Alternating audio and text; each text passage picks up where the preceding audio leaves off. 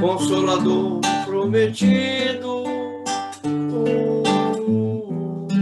expande no Brasil Central.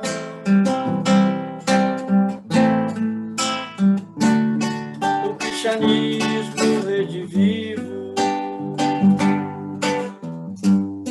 és tudo que nos cabe ser.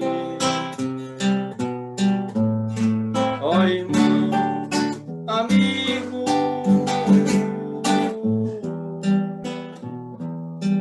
ter o Cristo por ideal. Eurípides, mestre querido, vieste do céu, de muito além das estrelas, anjo em forma de homem, ó mensageiro de Maria, vieste do céu, de muito além das estrelas, anjo em forma de homem, Eurípides, mestre querido, sacramento roto véu, consolador prometido, expande no Brasil Central. O cristianismo redivivo, és tudo que nos cabe ser. Ó irmão, amigo, ter o Cristo por ideal. Eurípides, mestre querido,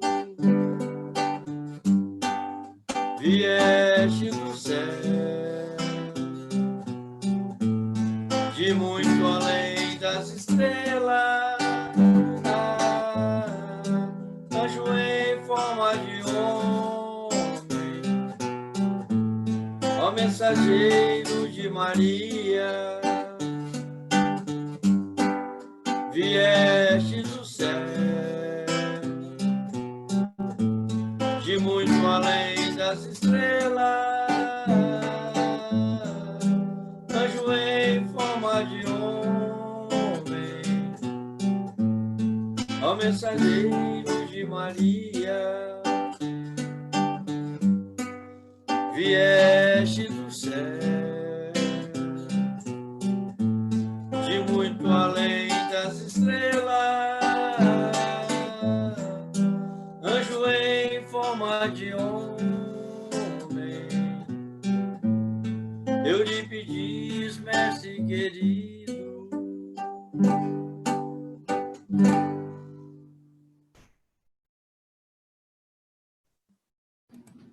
Obrigada, Paulinho. Você custou, mas fez a homenagem ao nosso Eurípides. Eu só espero que ele me ajude aqui na internet, porque a minha internet está meio maluca. Estou com medo que caia.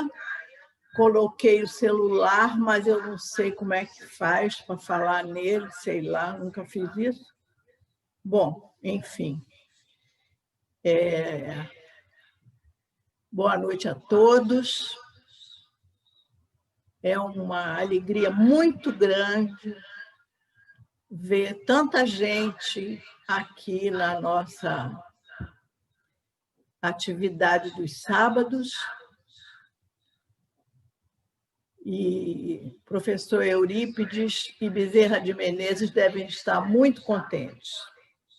Bom, nós vamos agora passar a leitura que vai ser feita pela Margarete Sena.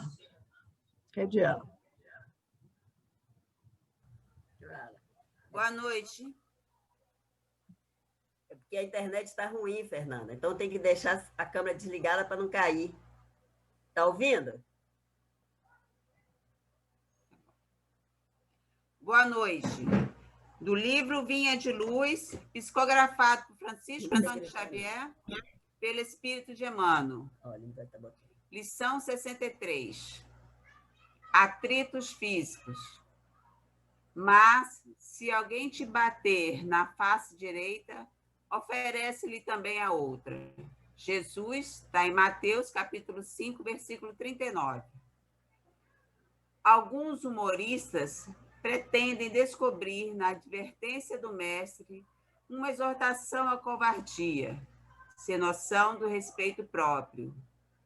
O parecer de Jesus, no entanto, não obedece apenas aos ditames de amor, essência fundamental do seu evangelho. É igualmente uma peça de bom senso e lógica rigorosa. Quando o homem investe contra outro, utilizando a força física, os recursos espirituais de qualquer espécie já foram momentaneamente obliterados no atacante. O murro da cólera somente surge quando a razão foi afastada. E, sobrevindo semelhante problema, somente a calma do adversário consegue atenuar os desequilíbrios procedentes da ausência de controle. O homem do campo sabe que o animal enfurecido não regressa à naturalidade se tratado com a ira que possui. A abelha não ferroa o apicultor, amigo da brandura e da serenidade. O único recurso para conter um homem desvairado, compelindo-o a reajustar-se dignamente, é conservar-se o contendor ou os circunstantes em posição normal, sem cair no mesmo nível de inferioridade. A recomendação de Jesus abre-nos abençoado avanço. Oferecer a face esquerda, depois que a direita já se encontra dilacerada pelo agressor, é chamá-lo à razão endobrecida, reintegrando-o de imediato no reconhecimento da perversidade que lhe é própria. Em qualquer conflito físico, a palavra reverte-se de reduzida função nos círculos do bem. O gesto é a força que se expressa convenientemente. Segundo reconhecemos, portanto, no conselho do Cristo não há convite à fraqueza, mas apelo superioridade que as pessoas vulgares ainda desconhecem. Que assim seja.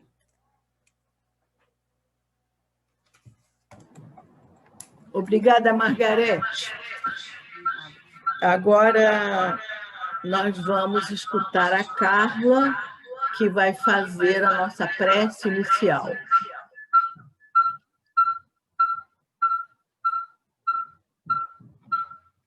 É o Paulinho que vai fazer a prece, porque a Carla não conseguiu entrar. Paulinho. Vai lá. Ok.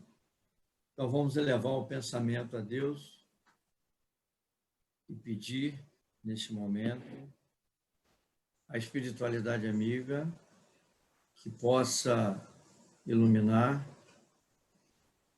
a todos nós, aí nessa reunião da noite, que possa envolver o nosso irmão que está responsável pela palestra da noite, e da melhor maneira possível ele possa aclarar no âmago do nosso ser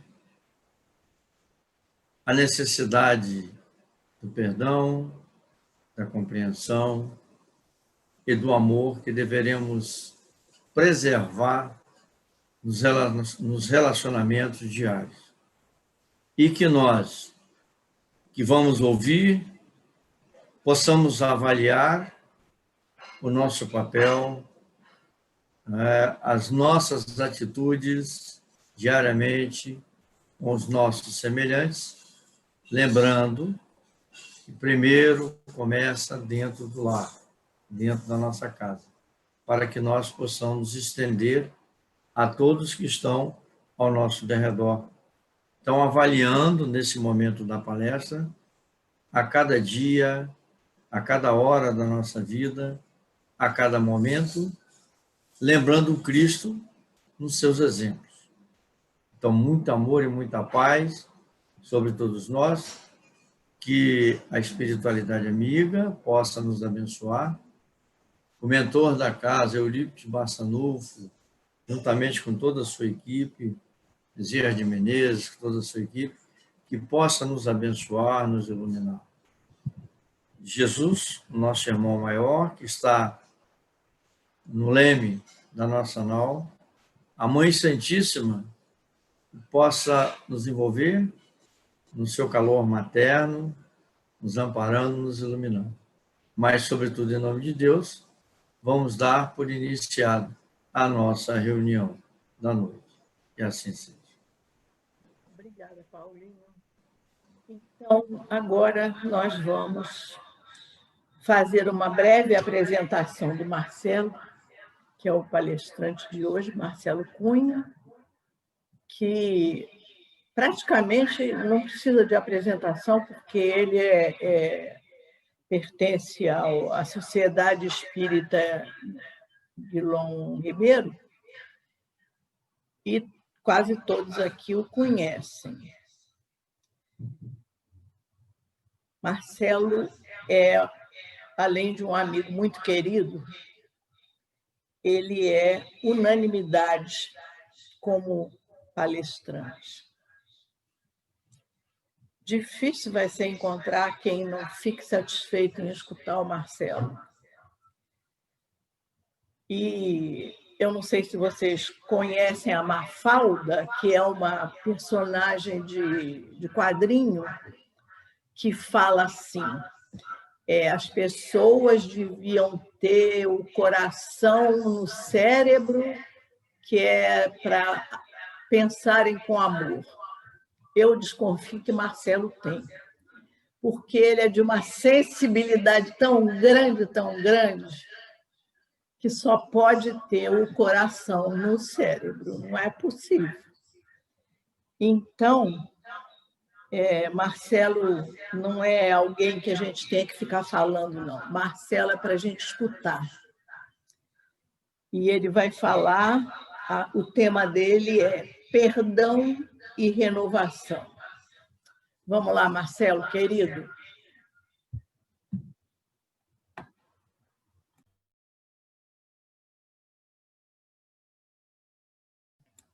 Abre o microfone. Boa noite, companheiros e companheiras de caminhada espírita. Eu quase que, de repente, faço o sinal da minha internet parar. Porque, nervoso que eu já sou, e eu tenho que reconhecer que dificilmente, nessa trajetória encarnatória, eu vou educar esse meu nervosismo, muito provavelmente vinculado à vaidade, a outras imperfeições inerentes à minha essência espiritual ainda parca nessa caminhada encarnatória. Me sinto mais responsável ainda depois de todo esse carinho da Fernanda. Muita gratidão por esse voto de confiança. E eu peço licença para iniciar a nossa conversa contando um fato pessoal. Há um pouco mais de um mês, o meu filho mais velho, com 7 anos de idade, me fez uma surpresa desagradável. Eu acordei de manhã e o meu celular me avisou que alguém havia feito compras no videogame PlayStation. E eu tomei um susto. Falei, que história é essa? E fui atrás da informação e descobri que ele havia utilizado o meu avatar no jogo, no aparelho, para baixar jogos. A minha sorte, ou proteção, era que ele não sabia a senha. E ele baixou jogos sem custo. E eu me vi desafiado a fazer uma corrigenda para educá-lo a respeitar os seus limites. E naquela ocasião, eu me sentei com ele no quarto, peguei o controle remoto e fui apagando cada movimento feito por ele no jogo, no aparelho, até que eu cheguei ao avatar dele. E apaguei o avatar do menino, do meu filho. E disse a ele, o seu avatar não existe mais. Este é o preço que você haverá de pagar por não respeitar o limite que eu te ofereci. E ficará um mês sem poder nem mesmo ver alguém jogando. O olhar de decepção, o olhar de susto do meu filho e a trajetória prosseguiu. E o final dessa história nós vamos saber no final da nossa conversa. Parece gancho de novela. Mas vejam bem, quando o Espiritismo se nos apresenta como a revelação do cristianismo redivivo, trazendo de volta Jesus, no cumprimento da promessa do Consolador prometido, de que jamais nos abandonaria,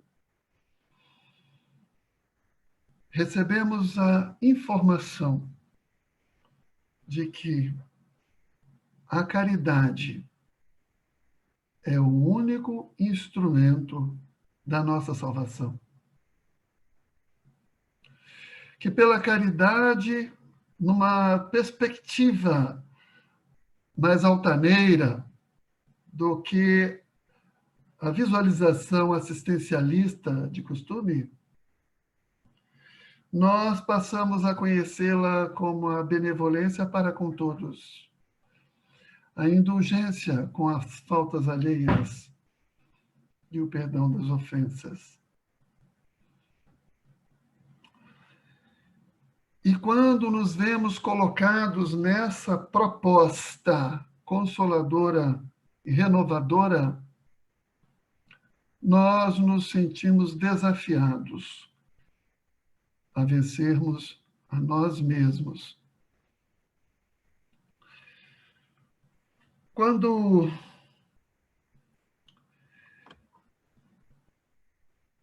nos posicionamos diante das pessoas, nós esperamos sempre muita compreensão, muita tolerância, muita justiça para com as nossas dificuldades e as nossas razões. E muitas vezes não oferecemos no mesmo monte, mas perdoar se define e se resolve na própria proposta do Cristo, durante a sua passagem pelo plano físico, que é doar-se. A palavra perdoar vem do radical latino per, ir mais além. E donare, doar. Doar-se mais. E aí nós nos perguntamos como fazer isso com aqueles que nos maltratam, com aqueles que nos perseguem, com aqueles que nos ofendem, com aqueles que nos fazem algum tipo de mal, dentro de uma perspectiva unilateral, a nossa. O que nós queremos e o que nós esperamos. Esquecendo-nos de que, pela proposta espiritista, todas as nossas dores, todos os nossos amores, tudo o que nos cerca, que vivemos, são nossas próprias construções. Logo, como exigir do outro atitudes de tolerância, de perdão, de indulgência para conosco, se não agimos da mesma forma? E como culpar alguém, já que sabemos que, pelo veio da reencarnação, somos os construtores das nossas vitórias e das nossas derrotas? Talvez seja o tempo de nós oferecermos ao outro o que gostaríamos de receber. E Jesus, quando passa pelo plano físico, ele nos anuncia o amor ao próximo como a si mesmo, e a Deus sobre todas as coisas, porque Deus não está nos céus, mas no próprio coração e no próximo, que é o nosso objeto de trabalho. Mas a consubstanciação desse amor perpassa pelo perdão, pelo doar-se a todos, a tudo, e suportar as suas dores. Alberto Almeida, certa feita numa palestra, ele contou a história de um príncipe que havia avançado as fronteiras do seu reino. E, ao chegar no reino adversário, ele foi preso pelo rei. E o rei lhe disse: eu pouparei a sua vida se você responder a uma pergunta que eu fizer. Qual é a pergunta? Qual é o maior desejo de uma mulher? E o príncipe ficou parado, tentou responder, não conseguiu a resposta, e o rei disse: como sou misericordioso, eu te darei um prazo para você buscar essa resposta, e eu te devolverei a vida, se me responderes corretamente. E esse príncipe saiu a procurar essas respostas, até que chegou a um filósofo, e os filósofos sabem tudo da essência humana, e o filósofo falou: eu não sei a resposta. E lhe disse: só uma pessoa lhe dará essa resposta. Quem dará a resposta? Uma bruxa que vive na floresta. E o príncipe foi até lá, bateu à porta da bruxa, e ela sai da casa decrépita, aquele nariz imenso de bruxa com a verruga na ponta, o queixo enorme, o sorriso de apenas um dente, cariado. E ele diz para ela: preciso da sua ajuda, mas o que você quer? Eu preciso que me responda uma pergunta. Qual? Qual é o maior desejo de uma mulher? Ela sorri, abaixa-se até o chão, levanta e fala: eu sei a resposta. Mas esta resposta demanda uma condição. Qual a condição? Eu te darei a resposta e você se casará comigo. E aí o príncipe ficou: ou entrega o pescoço para o rei, ou casa com a bruxa. E ele então disse: eu me caso com você. E ele foi até o rei, levou a resposta, e o rei, surpreso com a resposta, o liberta. E ele contava com que aquela bruxa não se lembrasse mais dele, esquecesse a promessa, e ele pudesse seguir a vida, mas ela não esqueceu. E ele houve de cumprir a promessa e se casar com ela. Depois da festa, ele chegou à noite de núpcias. E lá estava a bruxa, esfarrapenta, horrorosa, Ele sentou-se na cama enquanto ela foi ao toalete e pensou: meu Deus, o que eu fiz na minha vida? E aí ela sai do banheiro, mas ele leva um susto. Quem sai do banheiro é uma linda donzela, com seus cabelos cacheados, com ares principescos. E ele diz: mas o que houve? Não, é que eu esqueci de lhe dizer que na metade de um dia eu sou bruxa e na outra metade eu sou donzela. E você prefere que eu seja donzela à noite ou de dia? E aí nós muitas vezes poderíamos nos perguntar: quantas donzelas andam pelo plano físico ou nos transvestimos nelas, mas que, na verdade, escondem verdadeiras bruxas internas, que apenas no âmago das nossas famílias, nos redutos da nossa essência, nós as conhecemos. Ou quantas outras, maltrapilhas e andarilhas pelo mundo, são desconsideradas, desrespeitadas, mas que no reduto do lar, na intimidade dos seus, é uma grande princesa, a oferecer todo o bem, toda a graça, todo o amor e acalanta aos seus amados, desvelo e proteção. E ela permaneceu donzela naquela noite, e ao amanhecer, ele olhou para o lado e a viu ainda donzela. E ele perguntou: ué, mas o que houve? Por que ainda donzela? Ela responde: você me entregou a soberania sobre a minha vida. Logo, eu decidi ser donzela para sempre. Qual é a moral dessa história?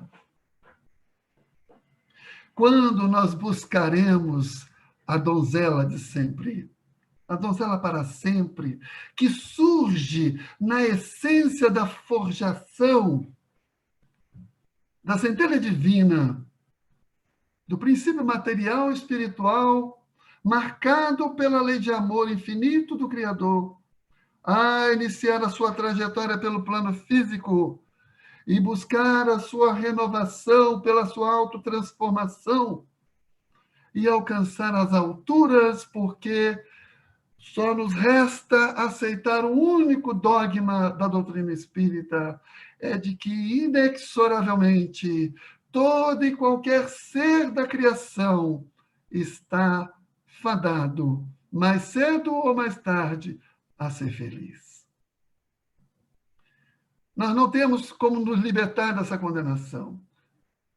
Apenas a retardamos pelas nossas teimosias, no exercício do nosso orgulho, do nosso egoísmo, da nossa vontade de sermos compreendidos pelos outros, de sermos amados pelos outros, de sermos perdoados pelos outros, de que nos entendam perfeitamente, porque somos justos nas nossas necessidades.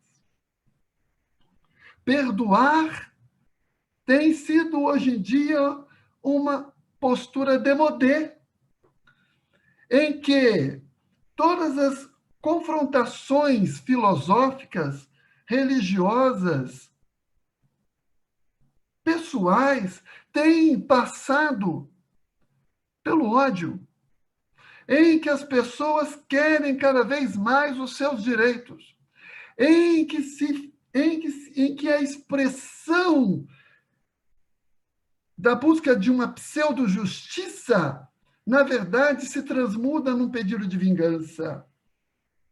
Quantas e quantas vezes nós vemos nos noticiários atos atrozes acontecendo pelo mundo, na nossa própria vizinhança, em que alguém é morto de uma forma cruel, em que a criminalidade se esparze pela sociedade, em que acontecem as desigualdades sociais cada vez mais alarmantes, em que o brado da consciência negra foi feito no dia de ontem, em que lançamos a hashtag que correu pelo mundo, Vidas Negras Importam, em que tantos e tantos chavões vão sendo criados e que, na verdade, tantos e tantos outros esbarram naquela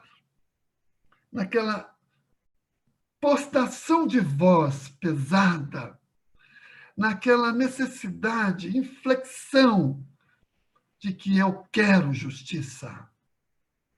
Em que, às vezes, nós estamos vendo uma novela e nós vemos algum vilão da novela, que são os nossos maiores ídolos, se darem mal no final da história e nós falamos assim, bem feito. E aquele vilão morre louco, morre devorado por um tubarão, porque até isso a novela já fez. E nós dizemos, bem feito. Certa feita, até num júri, o réu do júri que eu presidia morreu do coração antes do julgamento. Não, desculpe, morreu de câncer antes de ser julgado.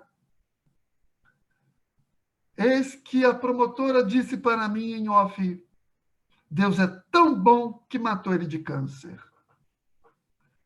Onde está o perdonare de todos nós? O que é ser justo? Qual é a justiça?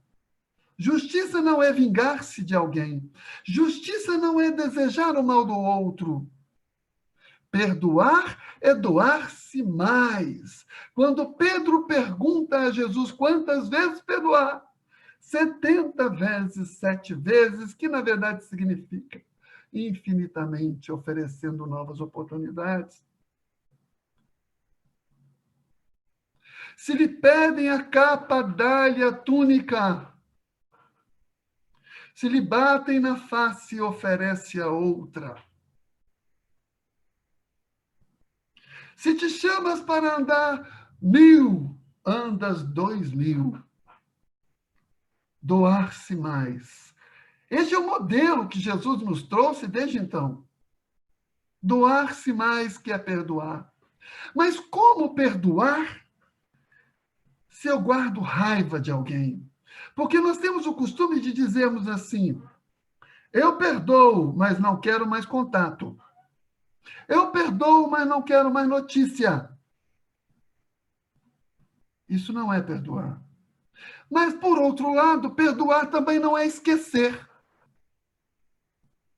Perdoar não é esquecer. Esquecimento é um fato, é um processo fisiológico e não espiritual.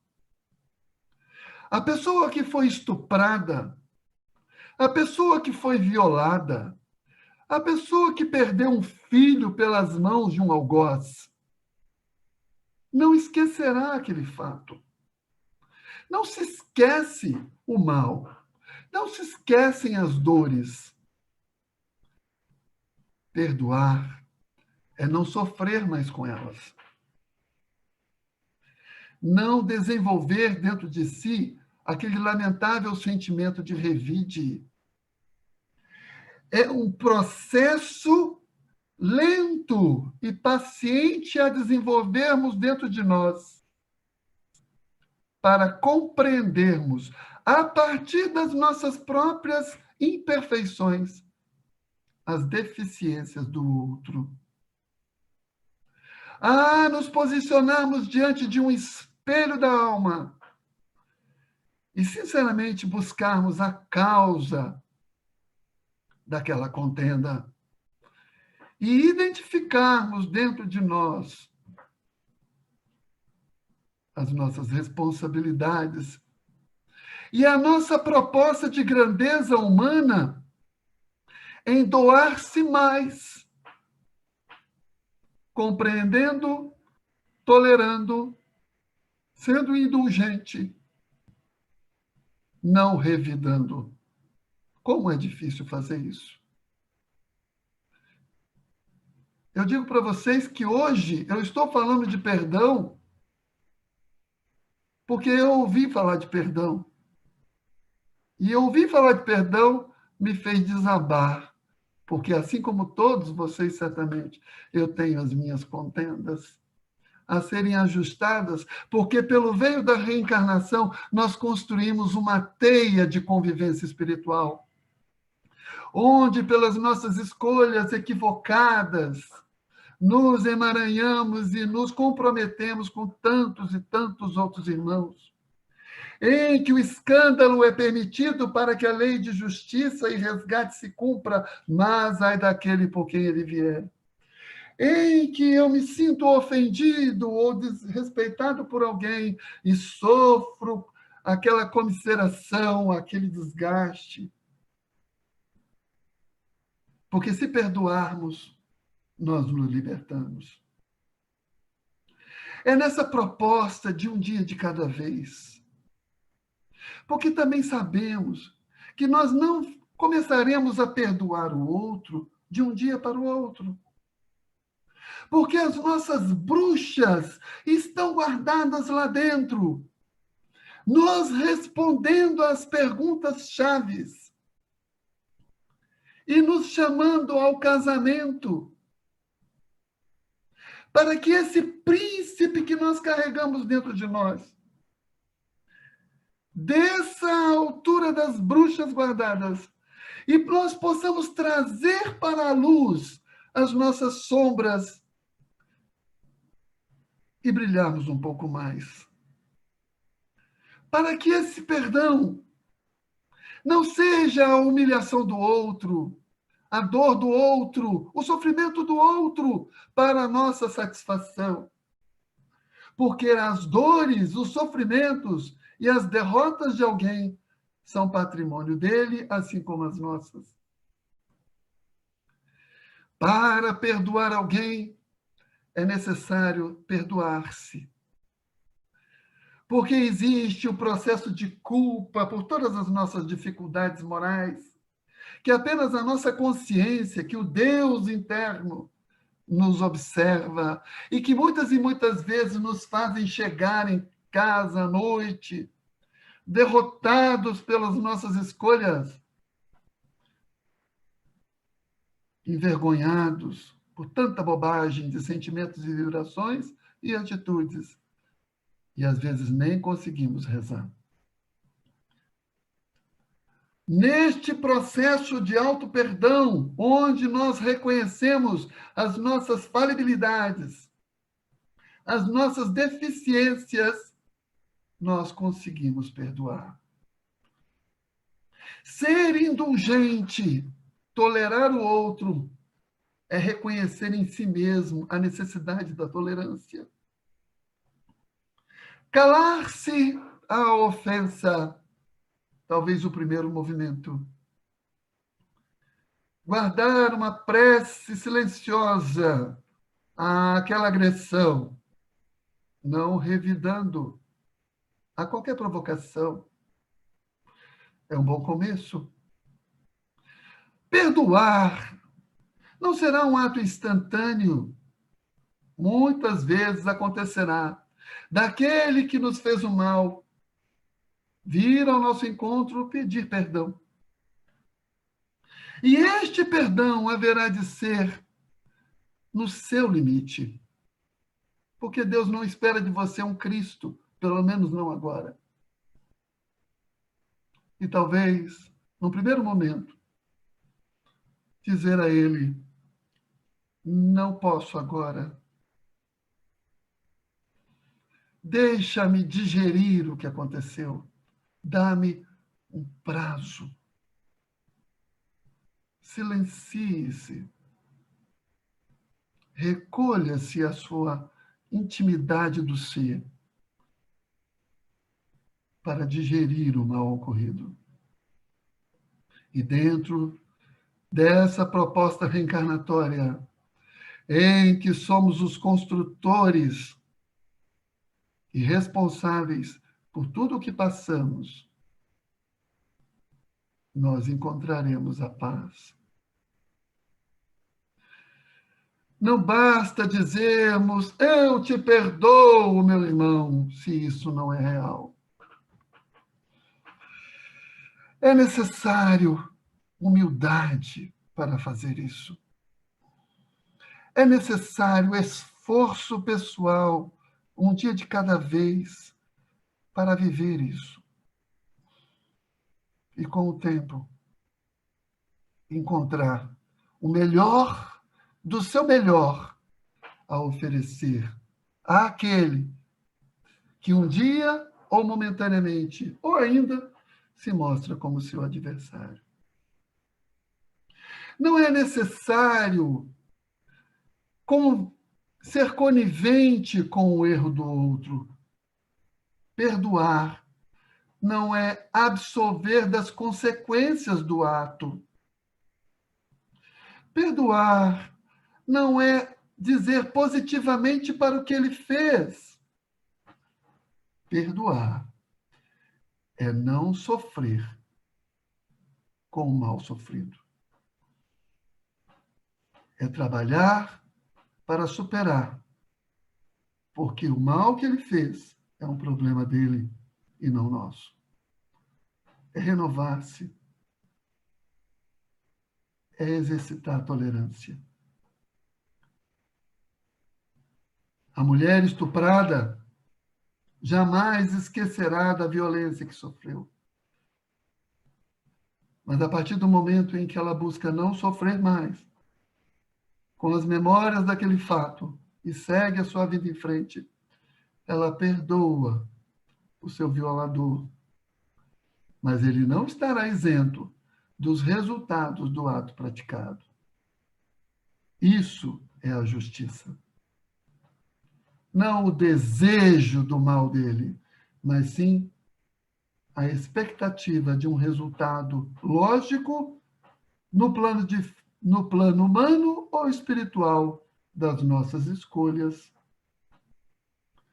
E essa teia de haveres e reveses que vai seguindo ao longo das encarnações, um dia sofrerá ruptura, em que um dos contendores não mais revidará porque perdoou.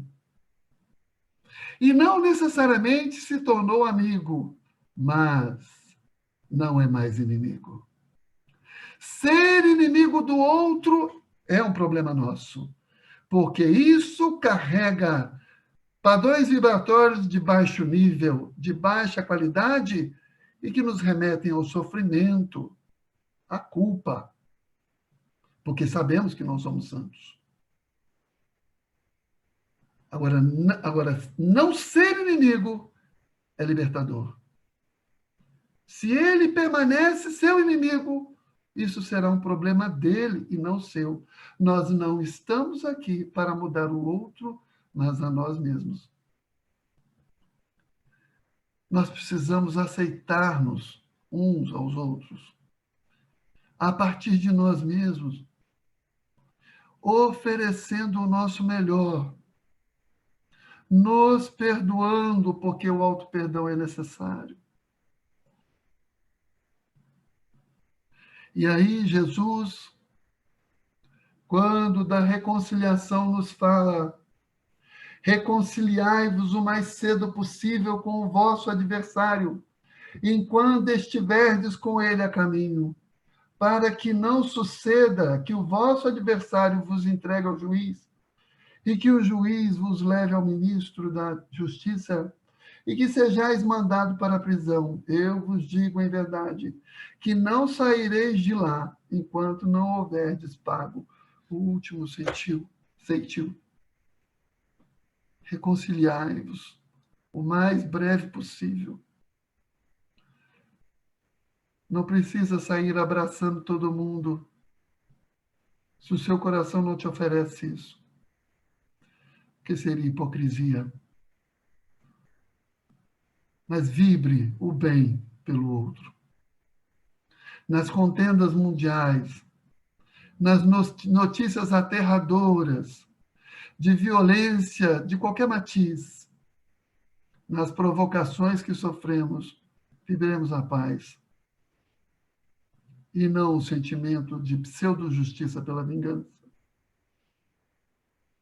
Reconciliai-vos o mais rápido possível. respeitando os seus limites, porque a encarnação está aí para esse fim, para redimir-se com ele, mas principalmente consigo mesmo, porque o perdoar é libertar a si mesmo. Se pararmos para pensar, quando nós conseguimos fazer isso, nós sentimos uma paz inexplicável. Tanto que nós ouvimos aquele jargão, libera o perdão, que a paz será sua. É a doação a mais. E assim perceberemos que esse último ceitil estará pago ao longo da nossa vida, pelo nosso próprio esforço, e não demanda a participação de ninguém por nós, mas é nós. Um dia de cada vez. Fazendo as nossas corrigendas pessoais, suportando as nossas dores, silenciando as nossas desavenças, evitando as nossas fofocas, as nossas provocações, policiando, vigiando os nossos pensamentos, para não desejar o mal. Se necessário, afastar-se daquele que te desperta o sentimento ruim, afaste-se. Você é filho de Deus. Mas jamais se esqueça de uma coisa. Tudo passa. Tudo passa. E cada qual vive a sua história. Não é necessário invocar a lei de retorno como desejo de vingança e desterro do outro. Basta crer no amor infinito de Deus, que pela luz da reencarnação nos oferece todos os instrumentos de nos renovarmos todos os dias, em todos os momentos, por quantas vezes nós precisarmos, porque Ele nos ama. Para que nós tenhamos a coragem, movida pelo grão de mostarda que nos marca a existência na Terra, a coragem de olhar as nossas sombras, de aceitarmos as nossas dificuldades, de perdoarmos a nós mesmos por todas essas faltas, de oferecermos com os nossos corações muito mais calmos e tranquilos o silêncio da nossa prece, o silêncio às ofensas, a paz e a luz que às vezes alguém não encontrou ainda. Para olharmos os nossos ofensores como aqueles que ainda não se deram a oportunidade de tentar se levantar, de tentar entender que viver é muito mais que possuir qualquer coisa, que obter vantagem sobre alguém, que ter a razão em qualquer contenda, que viver é pacificar o seu coração, é vivificar o amor do Cristo. Jesus, na sua sublime exemplificação,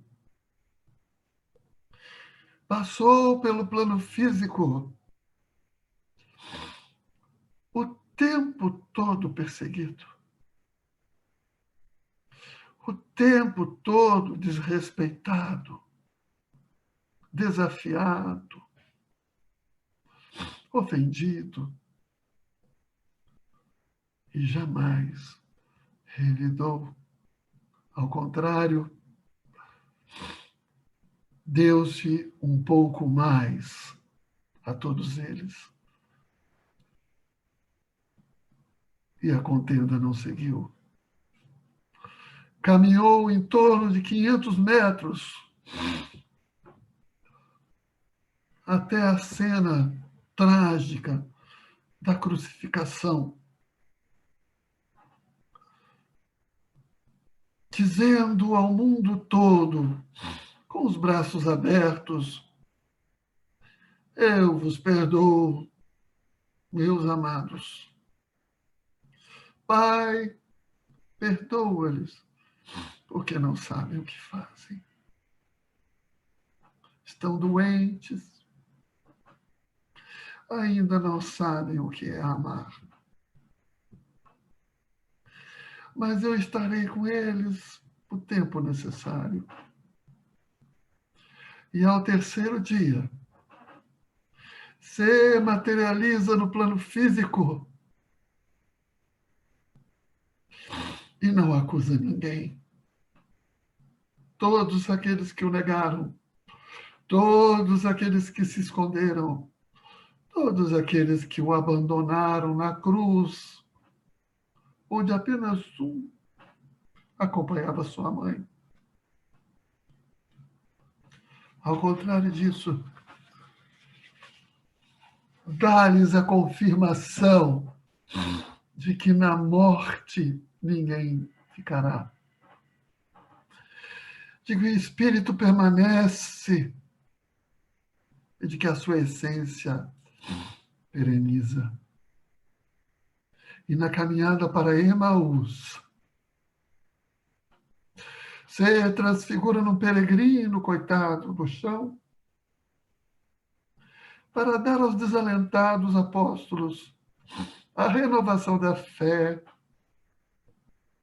ao falar de crucificação, que na verdade é a mais absoluta doação, é o perdão, é doar-se além do que se imaginava e renovar-lhes a esperança. Tragamos as nossas sombras à luz. Reconheçamos as nossas bruxas. Vamos nos perdoar e vamos nos esforçar para que tudo fique em paz.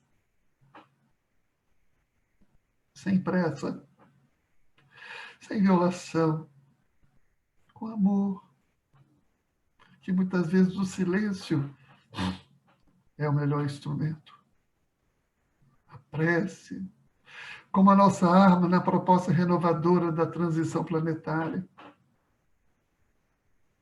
E Jesus, como o grande capitão dessa nau da vida, a nos conduzir ao oferecimento da outra face, que não é a esquerda, mas é a face interna da nossa essência, que espera apenas pelo nosso concurso para voltar a brilhar, e as nossas lágrimas não serem mais de ódio, de vingança, de revite, mas sim de gratidão a Deus, porque são justamente aqueles que temos como os nossos adversários as nossas mais doces oportunidades de autossuperação. Ele não disse que seria fácil, mas ele também nos disse: eu não vos abandonarei, estarei convosco até o fim dos séculos. Então, quando tudo parecer difícil, quando tudo parecer impossível, lembre-se também daquela que passou a vida inteira perdoando e doando o seu bem mais precioso, o seu filho, para a humanidade. E ao final da sua trajetória física, se aproxima do magote de cristãos na arena de Roma, todos apavorados a serem entregues às feras, e lhes diz: canta, minha filha, canta, transforma as dores da terra em alegrias no céu. Como é difícil vencermos a nós mesmos, mas venceremos, porque tudo passará. Nós permaneceremos, e o que for nosso será nosso. Confiemos em Deus, guardemos o nosso grão de mostarda e sigamos em frente. E aí perceberemos que o fardo é mais leve, que o jugo é suave e que é possível. E onde está a prova de tudo isso? Que faz com que nós prossigamos com a nossa fé. Está na crença de que alguém mantém tudo isso, ou algo mantém todo esse universo vibrando luz. E nessa proposta de vibração de luz, essa semana, já com a nossa árvore de Natal montada, os meus amores fizeram suas cartinhas para o Papai Noel. E escreveram lá os seus pedidos.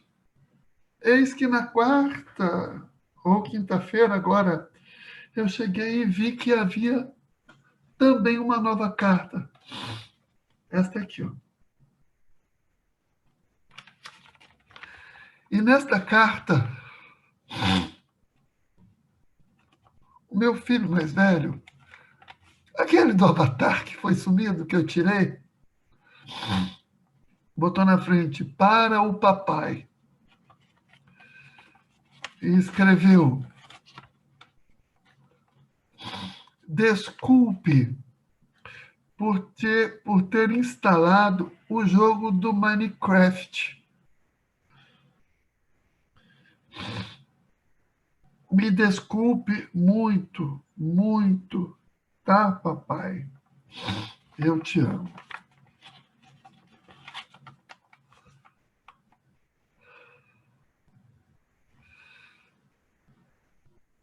Essa é a prova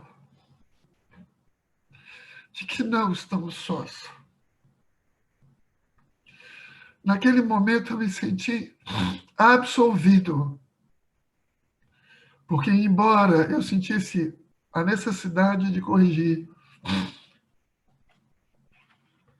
quando você, para uma criança de 7 anos, apaga o avatar, pode significar simbolicamente apagar a sua existência. E ontem, ou melhor, hoje, aconteceu um grande acontecimento na nossa casa. Nós dois nos sentamos no quarto e fizemos um novo avatar, renovados os nossos compromissos. O amor fluindo e o perdão sendo vivido no nosso melhor. Nós não conseguiremos perdoar ninguém se nós não nos perdoarmos. E aquele que tanto fez, que tanto faz e tanto nos guarda, estará sempre conosco. E aí nós perguntamos: quem foi que fez?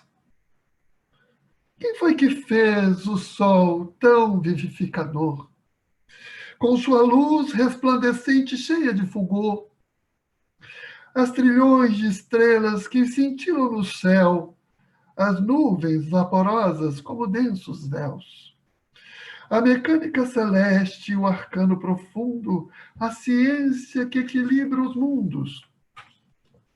Quem foi que fez a energia, a possante energia que a tudo vivifica, e a excelente virtude que a tudo aspira? Quem foi que fez a chuva, o vento, o raio e o trovão? Quem foi que fez a primavera, o outono, o inverno, o verão? O perfume das flores, os sons, a luz, o ar, os campos, as florestas, a terra, o céu e o mar. Quem foi que fez o infravermelho, o ultravioleta, fez a lagarta surgir a bela borboleta? O cantar do rouxinol e a pujança do sol, com sua claridade no pôr de cada dia. Quem foi que fez as feras bravas, os ternos passarinhos, a asa de um inseto, a beleza de um ninho? Deu agilidade incrível à pulga saltitante e fez o passo lerdo e tardo do elefante. Quem foi que fez o colibri com linda sutileza, sugando o mel das flores com tal delicadeza? O tatu escavando a cova em que se abriga e a faina inesgotável da minúscula formiga. O inseto macaco, o fogoso corcel e a abelha trabalhando na construção do mel. Quem foi que fez o tubarão, o golfinho, a baleia e a engenhosa aranha tecendo a sua teia? O instinto de conservação como bússola infalível de orientação, guiando com acertos irracionais sem nunca transgredir as regras naturais. As maravilhas do reino vegetal, o leito onde repousa o reino mineral, os prodígios da animalidade e o elo mais acima, a nossa humanidade. E tantos outros reinos que nós desconhecemos, sistemas de mundos que nós nem percebemos, os gênios tutelares, arcangelicais, imersos nos segredos dos planos siderais. Que maravilha é esta, que eu não posso descrever com todo o dramatismo que pudesse ter. Artista inimitável, sublime e limitado, me ponho de joelhos e contemplo abismado e pergunto a mim, mesmo com estupefação, quem criou tudo isso com tanta perfeição? Quem dá sem perder nada? E paga sem dever e a tudo movimenta sem nunca se mover. Formando e transformando, criando e dirigindo, governando e agindo. Quem tem tanto poder? Pergunto a outras vozes, quem me podeis dizer? Eu vos peço, queridos irmãos meus. E as vozes respondem, foi Deus. Foi Deus, foi Deus. Basta fazermos a nossa parte. Ele está conosco. Obrigado pela oportunidade e que Deus nos abençoe.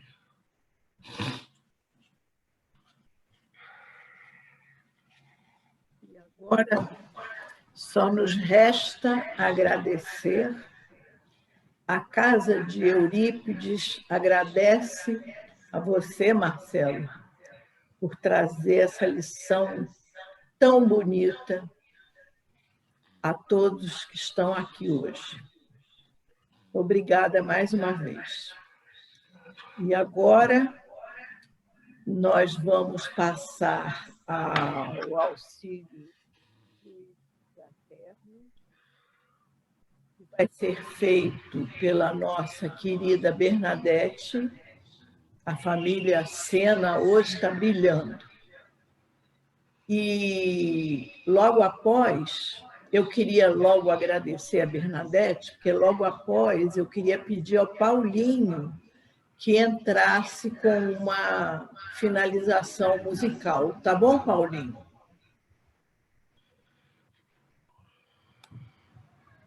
Vamos lá, Bernadette. A prece final, quem é que vai fazer? A prece final, Bernadette vai fazer. Ela vai fazer o apoio fluídico e a prece. E logo após você entra com uma música que você quiser. Tá bom? Okay. Bernadette, o microfone. Eu vou desligar a minha câmera, que minha internet está meio ruim, tá? E eu agradeço a Fernanda a oportunidade do trabalho, mas eu tenho que desligar para não dar problema.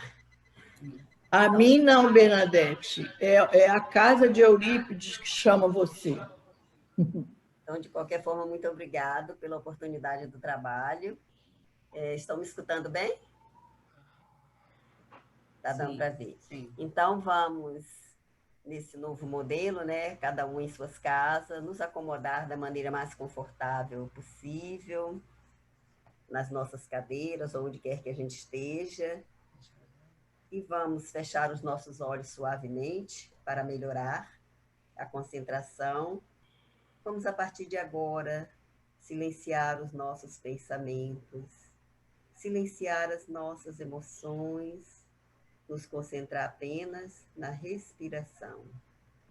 Preste atenção à sua respiração. Sinta o seu coração. Sinta o ar entrando e saindo de suas narinas, limpando a sua garganta, enchendo os seus pulmões, circulando nas veias, penetrando nas células e nos órgãos. Tudo está em paz.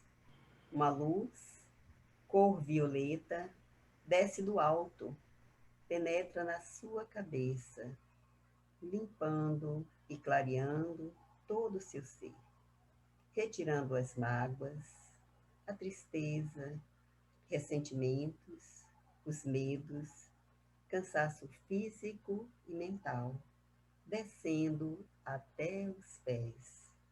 Agora uma luz azulada derrama os benefícios da paz, colocando alegria em seu coração e em comunhão com a vida. Imagine que você está na base de uma montanha. E há nessa montanha uma trilha que leva ao alto, ao pico. Você começa a subir. Existem árvores e flores nesta encosta. Observe a sua volta. Sinta o aroma da natureza. Respire esse ar puro e sinta que a energia começa a se renovar. Enquanto você escala, percebe que suas dúvidas, temores e inseguranças começam a desaparecer. Quanto mais escala, mais livre se sente. A caminhada se torna mais leve. Lá em cima, você está quase sem peso.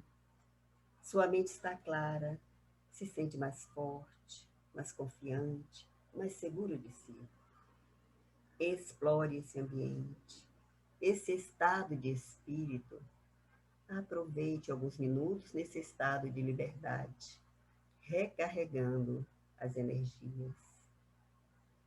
Observe que você está trazendo uma nova força e liberdade, deixando para trás o velho, o pesado, a ilusão, preparado para novas conquistas e realizações.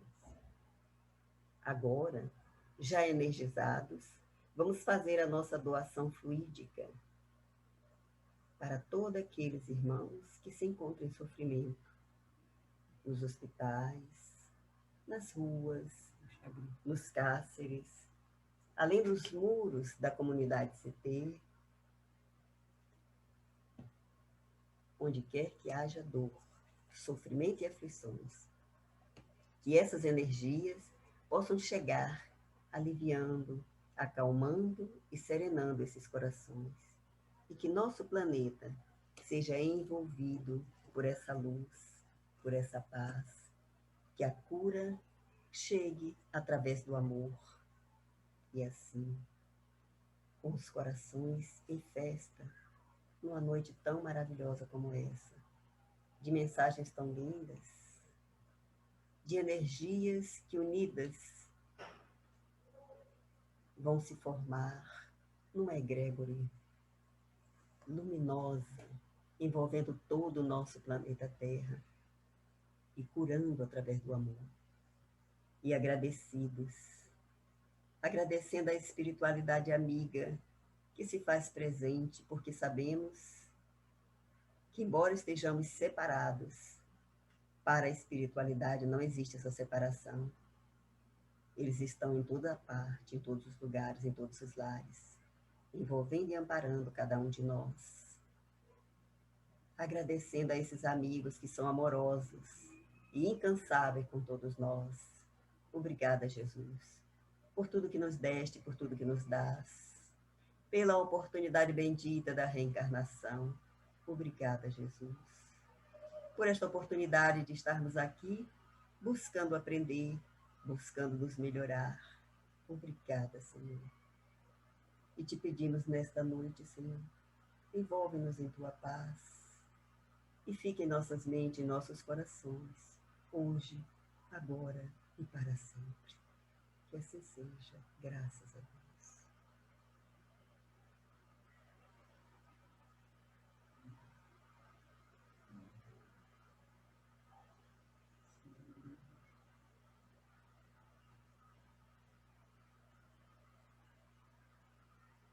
Pode seguir, Paulinho.